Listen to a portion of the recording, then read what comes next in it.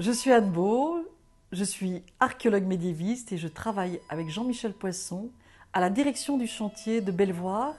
Le château présente des caractéristiques importantes du point de vue historique parce qu'il domine le lac de Tibériade qui constitue la défense des Francs dans cette région de Galilée.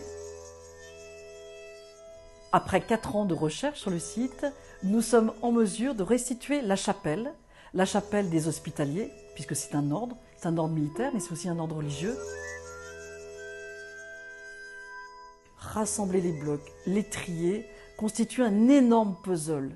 Donc on a besoin en fait de toutes les compétences, celles de l'archéologue, du dessinateur, de l'architecte, du tailleur de pierre, pour pouvoir restituer vraiment à l'échelle 1 et même le présenter au public très prochainement, une chapelle qui jusqu'à il y a quelques années, c'est-à-dire jusqu'à 2-3 ans, était totalement inconnue. Dans le château, il y a 2 niveaux. Il y a le niveau de l'habitation des moines, des frères plus exactement, et puis il y a le niveau de la défense du château. Les deux sont importantes, les deux sont à saisir, les deux sont à restituer. Cette deuxième campagne de fouilles va nous permettre de travailler sur la deuxième enceinte qui est beaucoup plus large et qui abrite tout un réseau hydraulique ainsi que des citernes qui nous permettent de mieux comprendre en fait le côté militaire de cette fortification. À côté donc de cette citerne, de la grande citerne, se trouve une structure qui ressemble fortement à des bains. On en connaît un exemplaire dans un château qui est un petit peu plus loin, au nord de Tibériade, qui s'appelle le Guet Jacob. Il y a des structures identiques.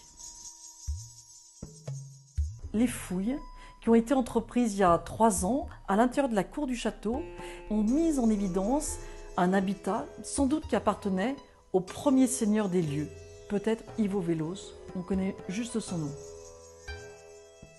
Donc cette mission archéologique se fait bien sûr en collaboration avec les antiquités historiques de Jérusalem.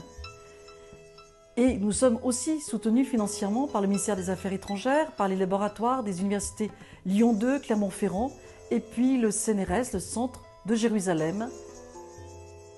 Pour mener à bien cette mission, nous avons besoin de vous, même petitement. Tout ce que vous pourrez faire sera le bienvenu. Nous vous en remercions par avance et nous vous tiendrons au courant de l'avancée de notre projet et des résultats. Merci.